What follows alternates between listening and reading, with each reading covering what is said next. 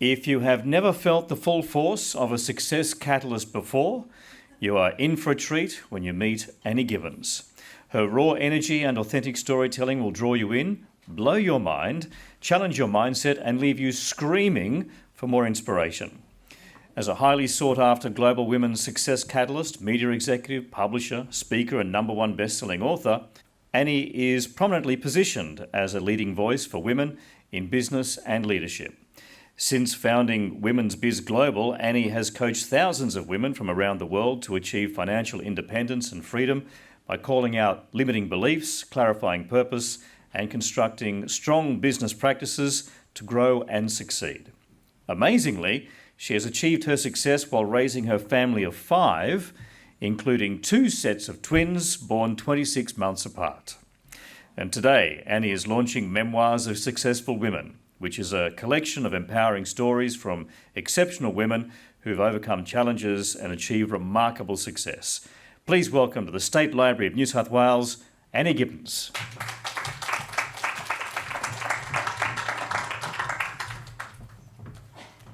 Thank you so much, and thank you to everyone who has stayed the whole day, and for those of you who have joined us later today. It's just such a joy to be here at the State Library, and also thank you so much to Jane and her tribe of helpers, I'm assuming, otherwise she's seriously Wonder Woman, for making this happen. I've had a great day listening to all of the speakers, and I'm super excited to be your final speaker, because then we can all go and absorb all of the fantastic books and maybe buy some and then have a little celebratory drink.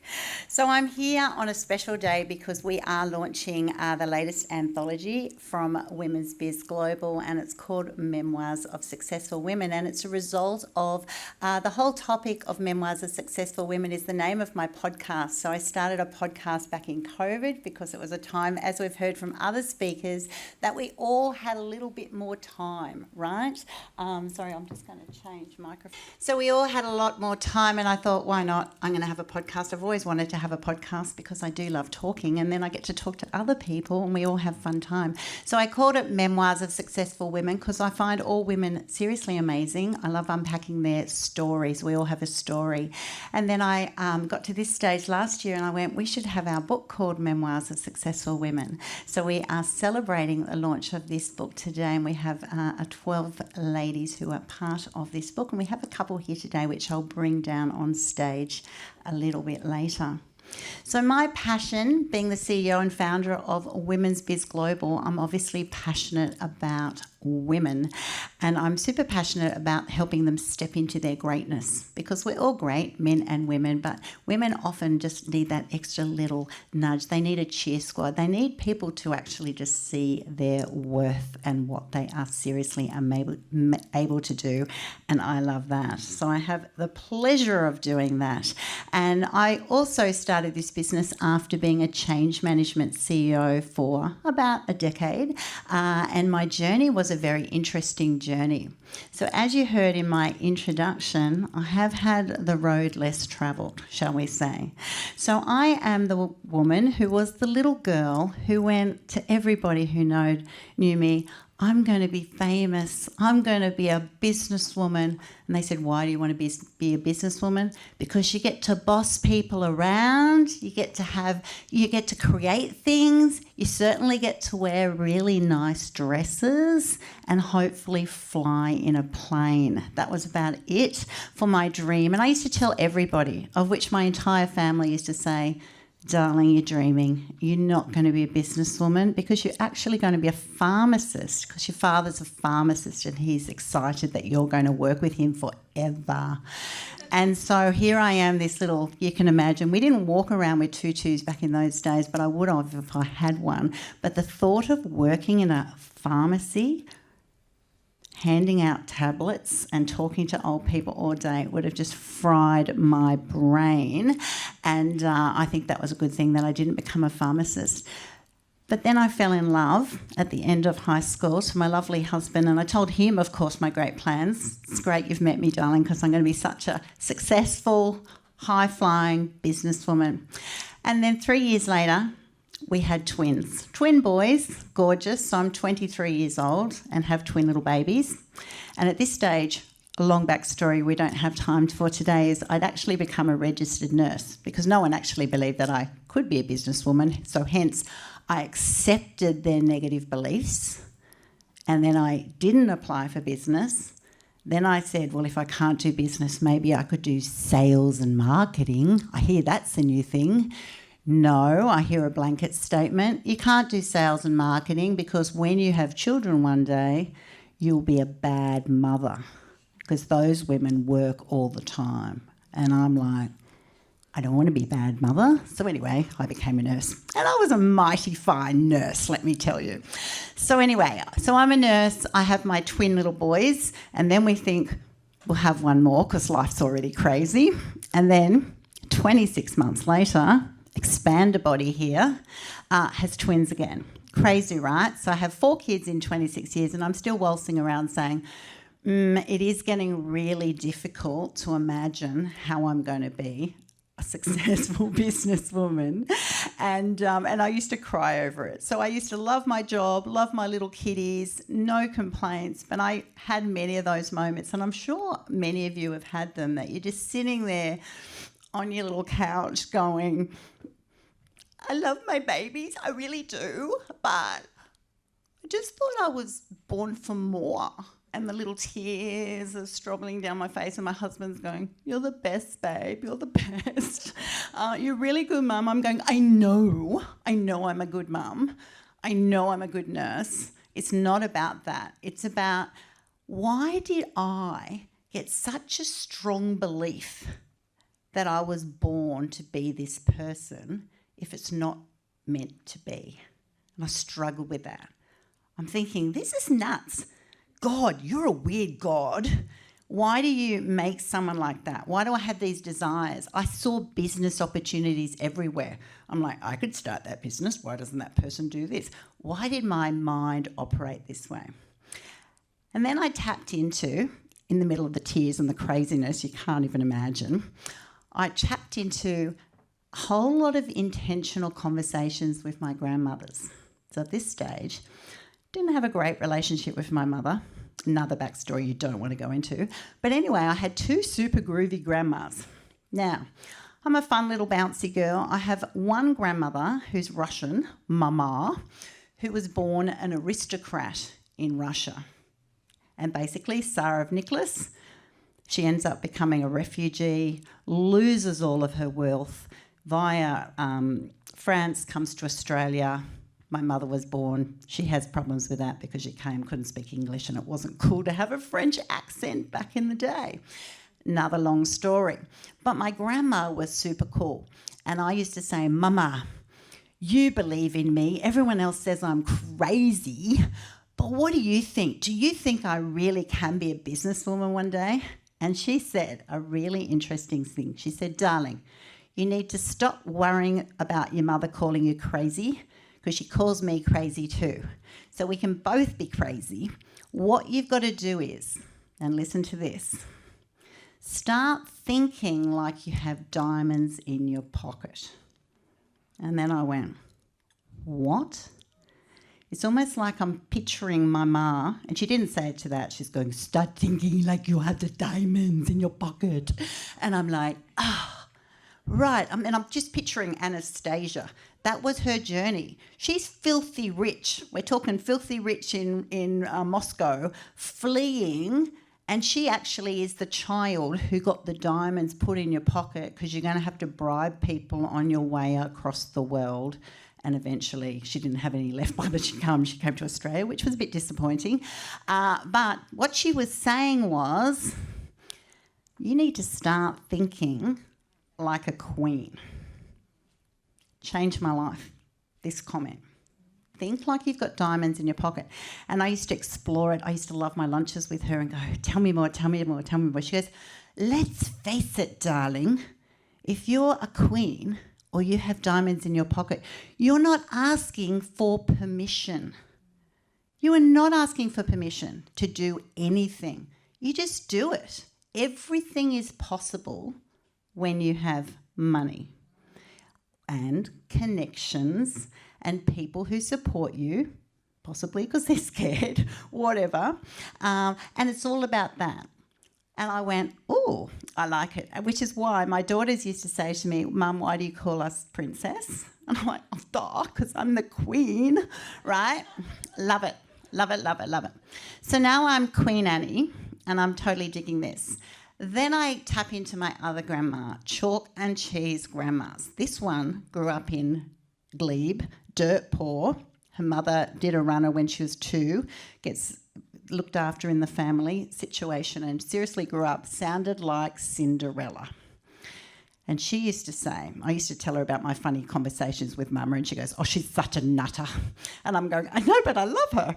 Anyway, so then she went and said, darling, what you've got to do is you've got to stop waiting for someone. If you want to do something in life, you've just got to do it yourself, because that was her life. So just do it. Don't whinge. No one cares. And to be honest with you, and here's your next gold nugget, when they finally come to help you, they're going to want to do it their way. And that's going to drive the hell out of you. I thought, too right. I like doing things my way. I'm like boss queen, right? So I want to do things my way, and I want to do them like I've got my diamonds in my pocket. So here I am. You're picturing me now. I've got 4 little kiddies under 2.5, and I'm a little bit nutty, but, you know, I'm surviving. I'm cool mum.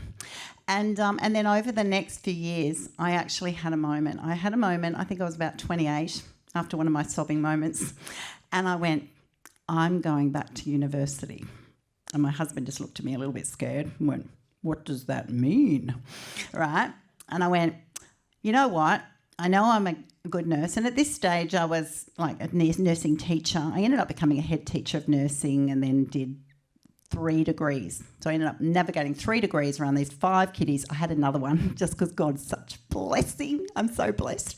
All right. So I had 5 kiddies. I navigated 3 degrees, but it was joy, because the whole time from that moment, I used to just go off to university. I did a master's. I did a graduate diploma, and then I got so excited, mainly because I got time out. Back in those days, they didn't actually think mums should have a break, but they valued education.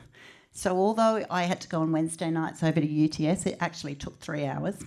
For me, it took 5, because I had to arrive early, go to the cafe, read a magazine, stare at all the other ladies who didn't have children. I'm like, I'm going to be like you one day, right? In their fancy clothes.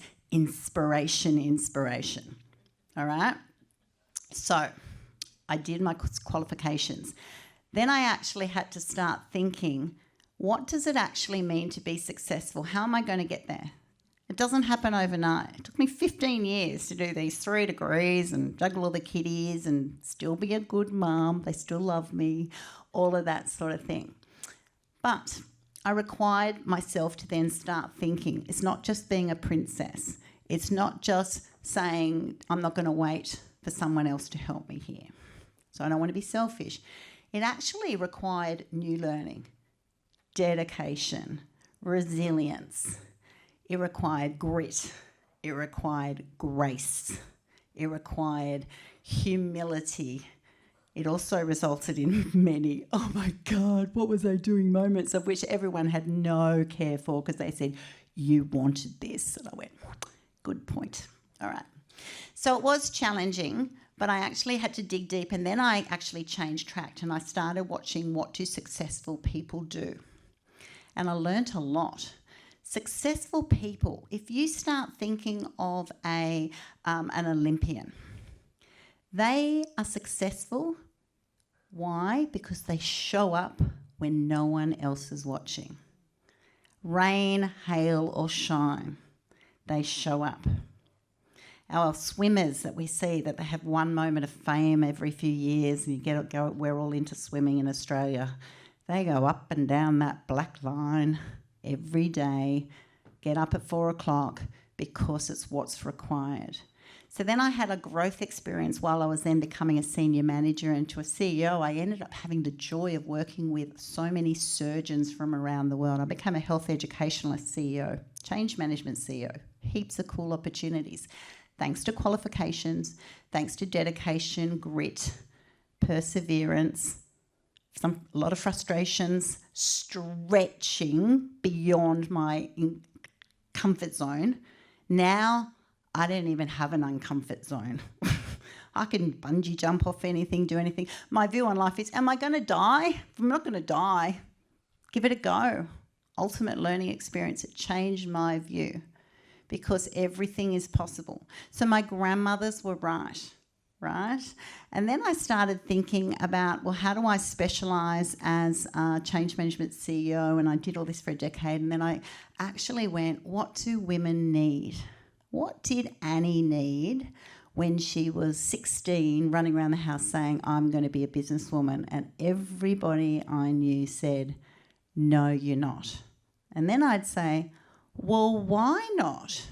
And then they would kill blanket statements like, you have no head for finance. What 16-year-old has a head for finance? I don't know. I didn't even have any money. How do I know if I had a head for finance? How did she know? I don't know. How did she know? You know what? The person who says those things, that's their situation, right? So many blanket statements. You know, you won't be able to be a good mum if you have a full-time job. Well, hello, I seem to have raised 5 children. They seem to be reasonably balanced. We all do it our own way. Who are others to create these standards for us? And while I did that, I start thinking those key things. The Olympian doesn't go and say, well, someone else says I won't do it. They go opposite. They go, I'm closing my eyes every day and I'm picturing myself on the podium. I can see myself. I'm not on the 3rd.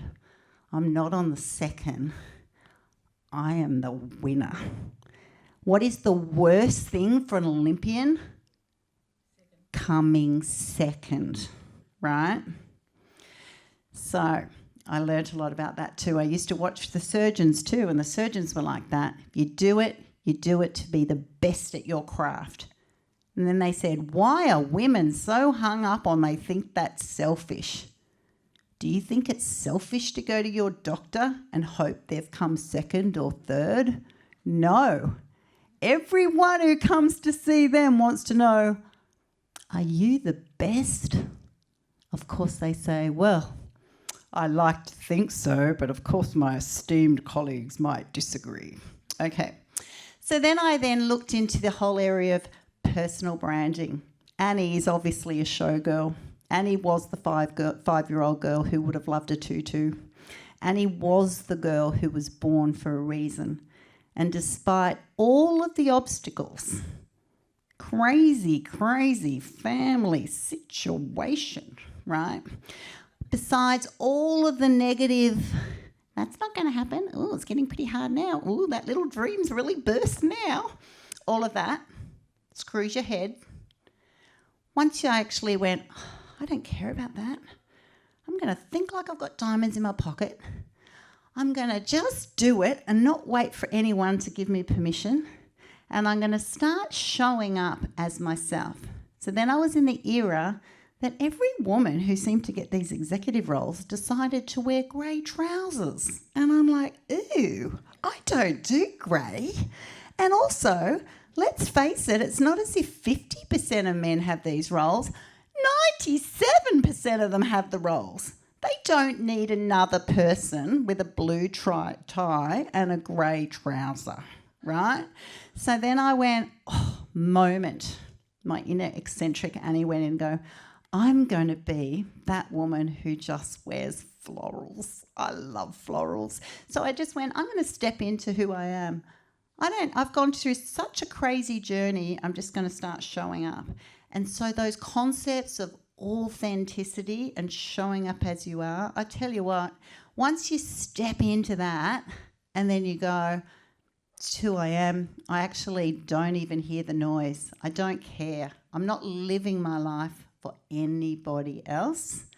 All of a sudden, you then just get into these opportunities. So this one might make me cry because it's seriously, when I held it actually it's still this year, I went over to Perth and I was the Entrepreneur Empowerment Woman of the Year. Yeah, pretty cool. And I'm going to New York next week and I'm picking up 6 international women's business awards called the Stevie Awards. And I'm taking my daughter, who's 24, I'm going to cry, and we're going to go together. And why does it make me cry? Because this represents my grandmas. This represents the words of women who support women who go, you go girl. You do it your way. You don't apologise. You show up as you are with your flat florals, with your hair straight one day, with your hair green one day, with your hair bouncy one day, and you go, I don't care. I'm not living my life for you. And then I started looking at all sorts of other things and went, how does this authenticity thing work? I've got to actually work out what is brand Annie. Because in my world, I'm Women's Biz Global, so I have a professional brand, but Annie is Women's Biz brand global. So then that creates a whole space of what does that mean? And I tell you what, it's a whole less exhausting if you just keep showing up as yourself. So this whole authenticity thing really works because I can have a bad hair day and go, that's because Annie's, her part of her brand is real. So, and I'll give you an example of why that's important to me. I bought some little my props because I do love a bit of prop. Now, this picture here, I was a bit excited when I got my first international magazine cover. So this was really lovely. But this is American. Seriously, I've never looked this good in my life. They seem to airbrush the living daylights out of you, right? So it's nice, but it is not brand Annie. And it actually, in the world of branding, because our branding is what someone else describes you are when you're not in the room. Think of that. Jeff Bezos said that, and it is profound. Everyone wonders, what is my brand? What are my colours? What are my values? What do I stand for? Who do I meet? All those things. And they're super important. And if you want an awesome executive coach, come and talk to me. I can just talk about all that stuff for a long time. But besides that, the most important thing is Annie walks out of the room, and what do people say? Who is Annie Gibbins? That is my brand. And it's going to be a whole lot of combination of things. It's going to be people have seen you on a magazine cover. It's going to be Annie's got an international magazine, Women's Biz magazine, and I'm the editor-in-chief. They're going to say, well, I've read her articles. I read what she says. I read her content. They read my blog. They see me in my books, right? So I've got a whole stack of books now because I'm just really embracing this whole author thing, and I've even become a publisher. So that's exciting, but it's got to represent me, all right? So I'm going to have, and branding is also branding by association. Think about that. Who are you with? So I was a bit bored in COVID, and I always dreamed of writing a book on twins because let's face it, I have 2 sets. I'm the guru, right? And let's also face it, I was a bit busy for 25 years. I didn't have time to write a twin book, and if I did, every other mother on the planet would have hated me because women can get a bit nasty that way, right? Who has time to write a twins book when you've got 2 sets of twins? And also, obviously, hyperactive and doing all those other things. So I wrote twins, all right? Now, why did I need to have an authority book? This is what we call an authority book, and this is an area that I specialise in now. I've got a new one coming out called Magnetic Attraction. Doesn't that just sound great? Because that's what I'm like. I'm like a magnet. Suck them into me, right? If I'm your girl and it resonates with you, people will find me. I don't even have to sell. And everyone else who thinks I'm totally loopy, like my mum, it's all right. I don't have space. We can just have coffee sometimes. Not a problem. You're not my peeps. So it makes it actually very easy. So there's authority books, and we've heard that from some of the speakers today. It's your business card. If there's a motherhood conference, which is not my main biz, but of course they're going to get... Who's Multiple Birth Australia going to get to be their keynote speaker? Annie Gibbins. She's even got the book. Right? I just send the book and say, hey, do you want me to speak? And they're like, yeah. All right. So then we've got anthologies. I've also then had this experience. This is quite weird. Someone wrote a book about me. And this was an interesting journey that suddenly it's someone else's interpretation of you. And then how comfortable are you with that? Is good. And it's not so good because it's kind of weird, right? So that's an interesting one. Then you also have books that you're part of, and some of our ladies are here today, such as Swati, such as Susie, such as Kelly, such as Helen, and you're all part of another group. And then you have branding by association, and that's one that I was in this one, so it's not about me, but it then puts me in a position that I am attached for life with these other co-authors, and that's pretty cool. Opens up a whole lot of opportunities. You know, like I've been books with people who are like CEO of NASA and on Forbes Business Council. It's very good branding by association. It's also a backfire if those people are not aligned with who you are and what you stand for. So as you go on your journey, you have to start thinking, well, what is my digital footprint? What is my social proof? What are the conversations I have with people? Who do I recommend? Who do I refer? Who do I do business? I've got a new program I've just been shooting for the last 2 weeks, Womens Biz TV, coming on cable TV to 350 million people next year. Super exciting. But who do I then, ask? Who meets my brand and who's also happy?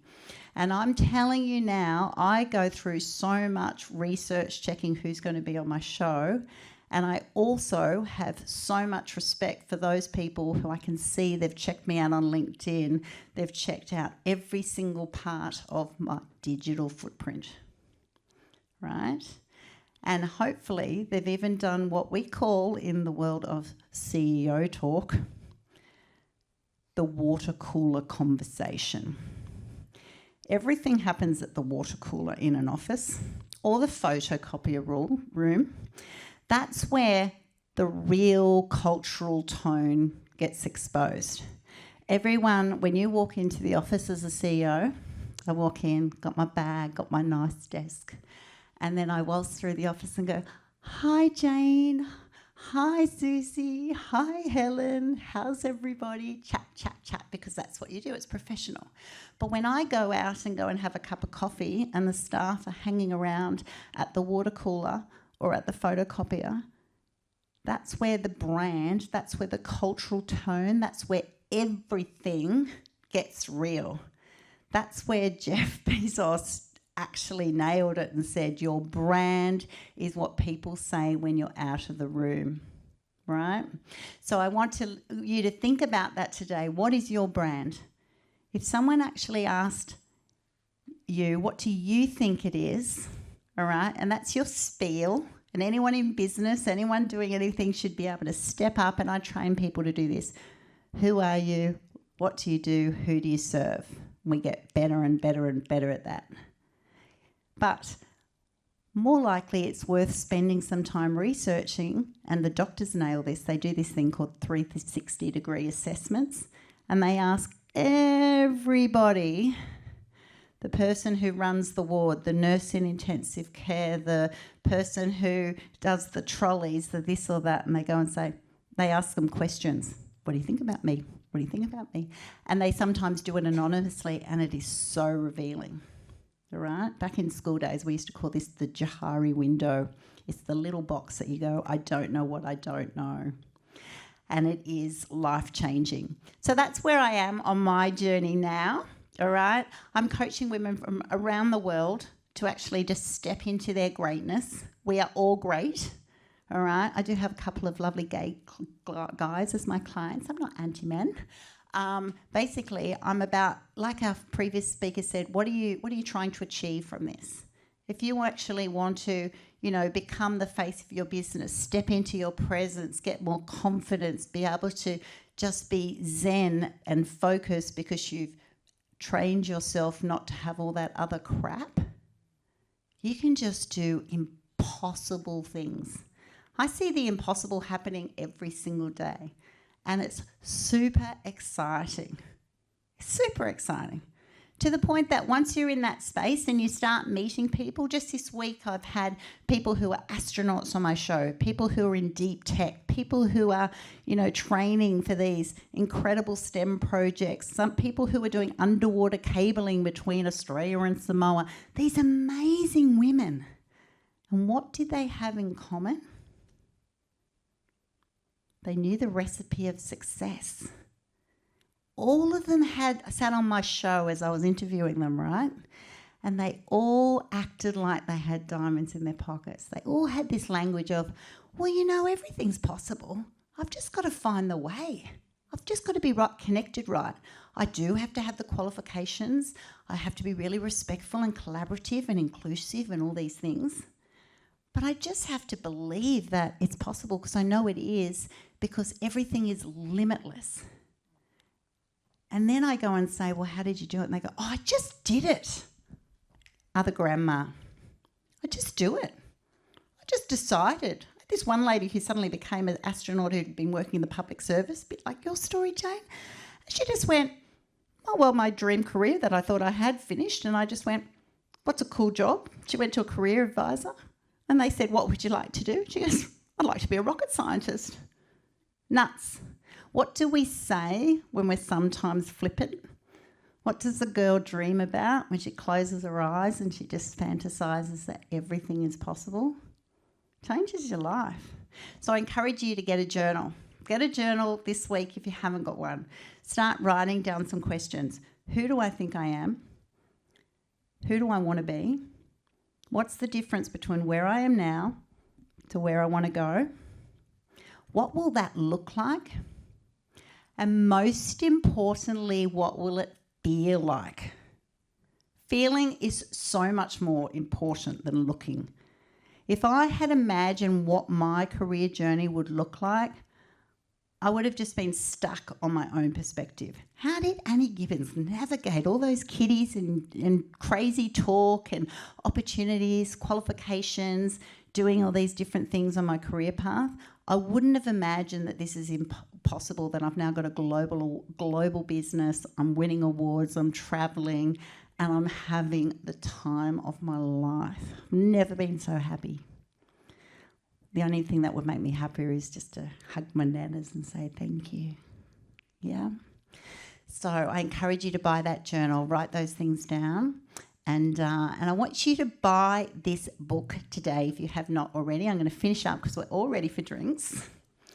Memoirs of Successful Women is an example of women who are stepping into their greatness. Women who have decided at some stage of their life, you know what, this might be the road less travelled.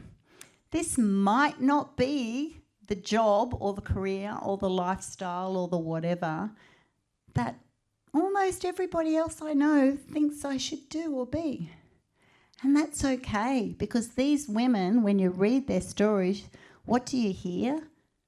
Just satisfaction, contentment, happiness and joy. And you get that when you just step into your own greatness, step into the person that you're born to be, and then you just start owning it. And the leap happens when you stop apologising. So no more, ladies around the room, no more, I'm sorry. As a previous speaker said, we get trained by this. Little girls, be good, be quiet, look after everybody else, don't make a fuss. Seriously, you can be lovely. I'm lovely. You look lovely. It doesn't mean that you can't step into your greatness and be the most incredible human being. Do you have to climb Everest? No. Do you have to stand on the podium and be first at everything? No. Most of the time you just want to be pretty good. Well, like our previous speaker, you love jazzercise and aerobics and doing... It doesn't matter what it is. What does matter is it floats your boat. You go to bed at night and go, gee, I'm having a good time. Because it permeates. Your kids are happier. Everyone's happier. We had a saying that I'll finish with you now. If mummy's not happy, nobody happy. All right? It's true. All right? So be happy. Believe in your greatness. I'm looking forward to our little chats coming up. Thank you to Jane for having me here today. And thank you to our speakers. You've been all incredible. It's so lovely to be the last speaker because I just got to gobble up all of your words of wisdom. It was a joy. Thank you for those who've come along today. And really, I encourage you, I know Jane will probably do this, but go and check out all those books. They are people's joy. They are people who've had this passion burning in them for 3 years, 5 years, 25 years it took me to write Twins, right? But it finally gets there and you have birthed that baby, right? And everyone loves their baby. All right, so go and enjoy the books. I'm going to invite my authors down so we can have some photos on the stage. And so we've got a couple from different books. We've got 2 authors from Memoirs, and we've got a couple, I think, from Heart Warrior. But you know what? We're just going to celebrate because I like to party often. Thank you so much for the opportunity to share with you.